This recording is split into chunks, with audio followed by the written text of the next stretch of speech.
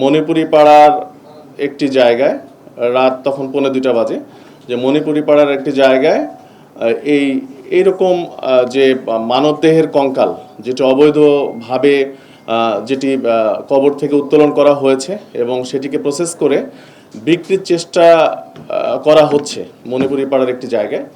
এটি জানা মাত্রই আমার তেজগাঁর ওসি আমার সঙ্গে এটি নিয়ে আলোচনা করে। তো তৎপরবর্তীতে আমি একটি চৌকস টিম সেখানে পাঠাই। পাঠানোর পরে সেখানে একজন ব্যক্তির সন্দেহজনক মুভমেন্ট আমাদের পরিলক্ষিত হয়। তারপর সেই ব্যক্তিকে যখন পুলিশ চ্যালেঞ্জ করার পরে দেখা যায় যে আসলেই তার কাছে আমরা একটি কঙ্কাল ফুল বডি পাই, একটি মানব কঙ্কালের ফুল বডি পাই। পরবর্তীতে তাকে আমরা জিজ্ঞাসাবাদ করি, পুলিশ আটক করার পরে জিজ্ঞাসাবাদ শুরু করি। জিজ্ঞাসাবাদ করলে তিনি প্রাথমিকভাবে আমাদেরকে বলেন যে হ্যাঁ, উনি এই সিন্ডিকেটের সঙ্গে আছেন এবং আরও তার সঙ্গে অনেকে রয়েছে।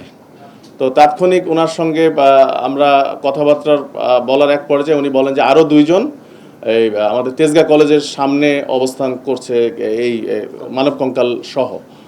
তো আমরা আরেকটি টিমকে ওখানে পাঠাই। তাৎক্ষণিক গিয়ে ওখানে আরও 2 জনকে আমরা পাই। তো প্রথম ব্যক্তি যাকে পেলাম তার নাম কাজী জহুরুল ইসলাম ওরফে সৌমিক। উনি একজন student, Sapora dental college and hospital সেখানকার স্টুডেন্ট। আর এরপরে যে 2 জনকে পাই ওনারা স্টুডেন্ট না। ওনার একজনের নাম আবুল কালাম আজাদ, বয়স 39, আরেকজনের নাম হচ্ছে আসাদুল মুন্সি, ওনার বয়স হচ্ছে 32। তো এই 2 জনকে তেজগাঁ কলেজের সামনে যখন পেলাম তাদের কাছেও আমরা 2টি কঙ্কাল পেলাম। এই 3 জনকে আমরা নিয়ে এসে থানায় জিজ্ঞাসাবাদ শুরু করি। আমরা তখন বুঝলাম যে এটি একটি সংঘবদ্ধ চক্র এবং তারা হয়তো এটি দেশব্যাপী পরিচালনা করে আসছে। আমরা থানায় ব্যাপক জিজ্ঞাসাবাদ শুরু করার পরে এক পর্যায়ে তারা স্বীকার করলো যে তাদের এই 3টি কঙ্কালের বাহিরেও আরও অনেক কঙ্কাল রয়েছে একটি জায়গায়। সেটি কোথায়? সেটি হচ্ছে উত্তরা পশ্চিম থানার তাদের যে ক্যাম্পাস, এই যে স্যাপোরা ডেন্টাল কলেজ অ্যান্ড হসপিটাল, এই ক্যাম্পাসের পাশেই। তো আমরা তাৎক্ষণিক রাতেই টিম পাঠানোর পরে সেখানে গিয়ে আমাদের টিম আগের 3টির পরে আরও 44টি বডি একটি রুমে পায়। একটা 402 নম্বর রুমে ছড়ানো ছিটানো অবস্থায় ওই জায়গায় একটি ইয়েতে পায়, বিভিন্ন ব্যাগ বস্তার ভর্তি করে কঙ্কালগুলো রাখা হয়েছিল। তো সেখানে 44টি পেলাম। আমরা টোটাল 47টি কঙ্কাল আমরা তখন জব্দ করে আমরা তাদেরকে জিজ্ঞাসাবাদ করলাম। জিজ্ঞাসাবাদে তারা বললেন যে এদের যে মূল হোতা ফয়সাল, সে দীর্ঘদিন যাবত এই ব্যবসার সঙ্গে যুক্ত।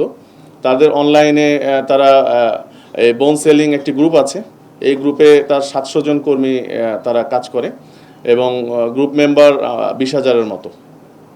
আর এখানে যে ব্যক্তিটি আমরা আবুল কালাম আজাদকে পেয়েছিলাম তেজগাঁ কলেজের সামনে, তার পিসিপিআর দেখলাম তার নামে 21টি মামলা রয়েছে এবং উনি প্রথম যে মামলাটি 2009 সালে এই যে ধারাতে আজকে মামলা হলো, কবর থেকে কঙ্কাল চুরির যে ধারাটি, এই একই অভিযোগে অভিযুক্ত ছিলেন 2009 সালে।